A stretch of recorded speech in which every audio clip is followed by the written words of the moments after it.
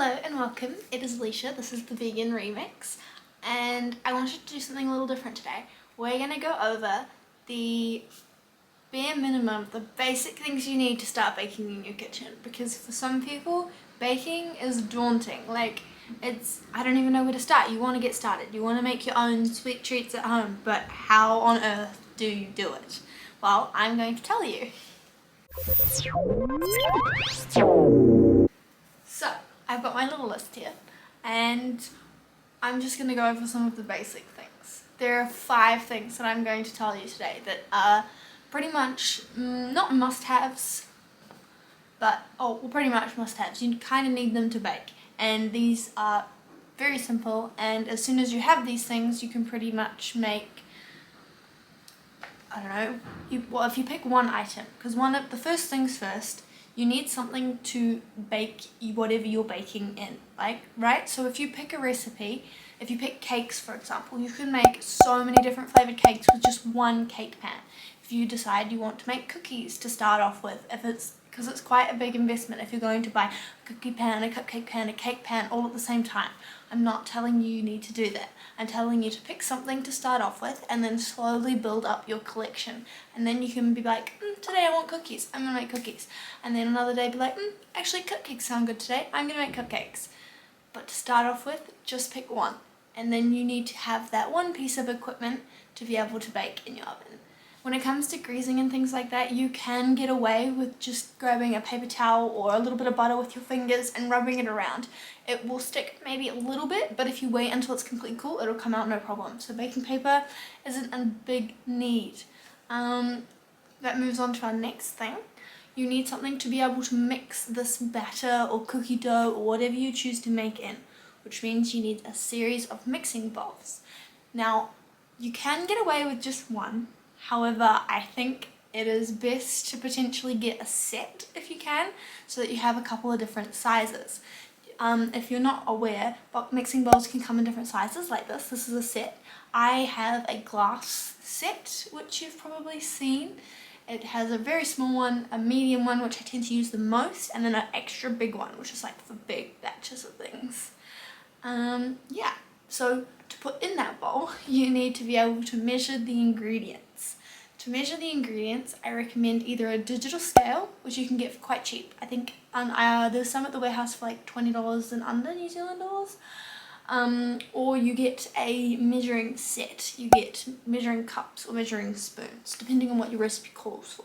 There are conversions online, so if you get one and the recipe you want to use has them in a different measuring units, you can Google the conversions and they're semi-accurate enough to get a good product.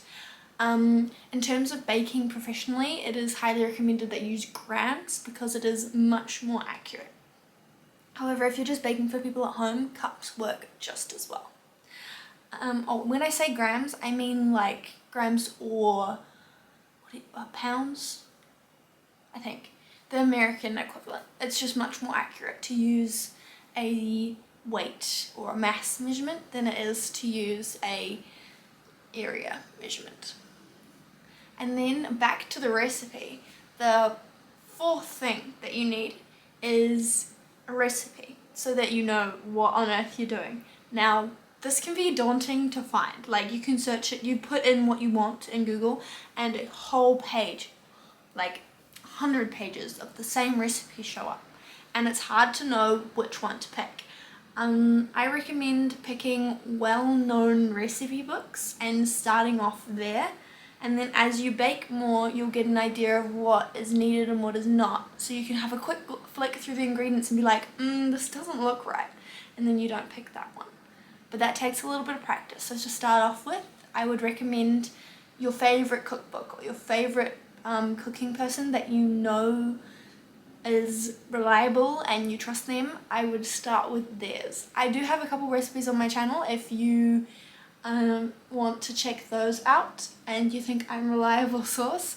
If not, some people that Annabelle Langbein, Chelsea Winter is another one. The Edmonds cookbook in New Zealand is highly recommended. That one I like a lot of the recipes from there, Also Chelsea Sugar have a lot of recipes online that are pretty good. I'd just be a little bit careful with, those ones as well, because people can submit their own recipes. Yeah, once you have a good recipe down, then you're pretty much set. The last thing that I recommend you get is a spatula, and not any kind of spatula. There are many different kinds of spatulas. Lots of them you can remove the tops. You don't want those ones. You want a solid one that's all one piece, just for hygiene reasons and because it's less likely to break and you'll have it forever. I'll show you. So this is one you don't really want. I got this one for Christmas and it was a gift, and you can see the line and the separation. They're just not ideal because when they come off in the dishwashers, all sorts of things, you can get stuff stuck under them and they're really hard to clean, and then they break. Whereas if you have one like this one, this is the one I have bought and I used a lot and I do enjoy it, it still can potentially break. It might break at some point. It'll rip around the edges where it's a bit more delicate. However, nothing can get inside because it is one solid piece. Now, the point of a spatula is so that after you have mixed all your ingredients, you can scrape the bowl to get everything out and into your cake pan. Or additionally, when you're mixing, you can scrape the bottom of the bowl to make sure there's no flour left at the bottom. Because sometimes when you're just mixing with a spoon, it's hard to get all the way to the bottom. Yeah, those were my 5 essentials that I think you need to be able to bake. Now I have a couple of extra other useful things that I'd like to mention. These are in no way necessary. You can get started baking with just those 5 things I've mentioned before. However, these things can be useful in the kitchen. So first up, I have a mixer. Now, not the mixer that you've seen me use in previous videos. That is called a stand mixer. Those are quite expensive. However, a hand mixer, which looks like this, it's like an egg beater, it's got 2 prongs that can come out. Those you can pick up for under $20 at most places, like a really cheap version. It just means that when you're like creaming butter and sugar, you don't have to cream it by hand and it doesn't take as long.